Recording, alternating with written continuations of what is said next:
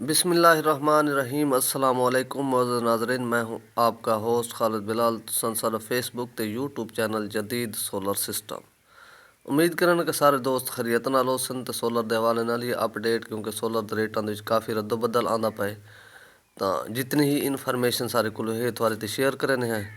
तां सब तो पहले अज तो कोई दसूं कि सारे लईद विच माल तकरीबन अज काफ़ी पहुँच वैसन। तो कल जुम्मे पिया इंशाल्लाह कल तक भी तवक्कुआत है काफ़ी माल पहुँचसन।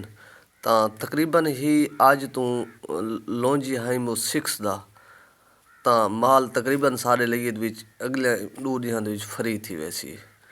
तो मज़ीद भी बाय माल पिछो ज़रा एंड टाइप कनेडियन जा जिनको दा थोड़ा मसले मसाइल आंदे पैन, लेकिन वो भी तकरीबन जल्दी मार्केट दे विच फ्री थी वैसी।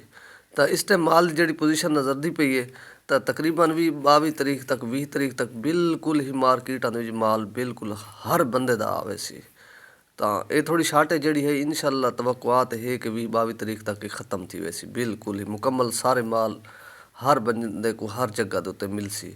हाँ, एक वजह बई नज़र दी खड़ी है, अगर रेट बिल फर्ज जिमें अप था खड़े वाला ऐसा ऐसा डाउन थी जाए तो कारोबारी हजरात वाला माल ऐसा मंगवे हो सकते थोड़ी बहुत शार्टेज कुछ मालों के नाल लगी आए कुछ दिनों वास्ते, तो वही गाल कह नहीं, लेकिन माल बिल्कुल पिछा वाफिर मिकदार मौजूद है। सिर्फ कारोबारी में ये भी इन्फॉर्मेशन की दी कि कुछ बंदे माल जरना घट मंगवाते बन, हो सकते रेट भी डाउन थी ना पे ऐसा ऐसा, तो वाल कितें माल ज़्यादा आवे तो बता डिमांड कम होने की वजह तो कितें घाटा ना आवे। तो इवें यानी कि वो वजह तो हो सकते। बाकी माल तकरीबन काफ़ी बंदियां दे जेरे निकले हुए भी काफ़ी हैं पे तकरीबन भी शार्टेज सारे साहब भी निवार दो तीन त्रै तीन ख़त्म थी वैसी, हर माल मार्केट हर बंदे को मिलसी। इस टाइम तो सूरत हाल ये कि थी कनेडियन मिल वेंदे तो कितें जिनको मिल वेंदे कितें लौंजी मिल वेंदे, पोजीशन इस टाइम ये है।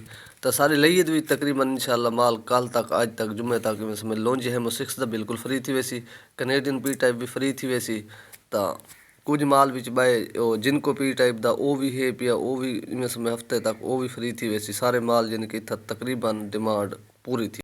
हूँ तो दसाऊँ चा रेट जी रेटां की पोजीशन अज ने कल की गुजरी है इवें समय इंदी बुध दिमार दी तो सारे लईए दी, तो उनके मुताबिक तो शेयर करूँ क्योंकि मैं काफ़ी मुख्तलिफ भी शहरों में अपडेट की है।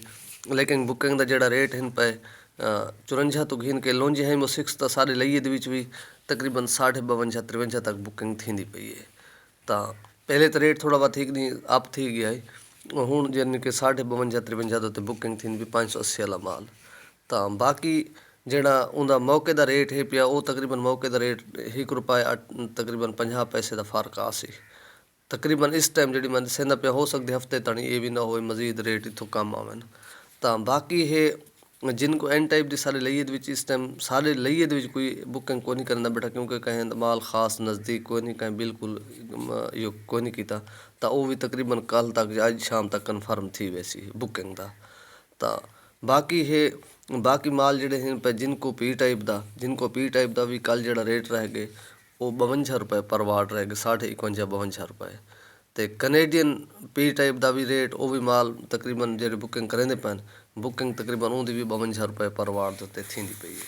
तो उनका रेट विचों थोड़ा अप था वो सिर्फ वो शार्टेज की वजह तो बाकी बुकिंग जो बंदे करेंदे बैठे उनकी भी 52 तो करेंदे बैठे, कुछ 52 तो पिछा भी करेंदे बैठे न।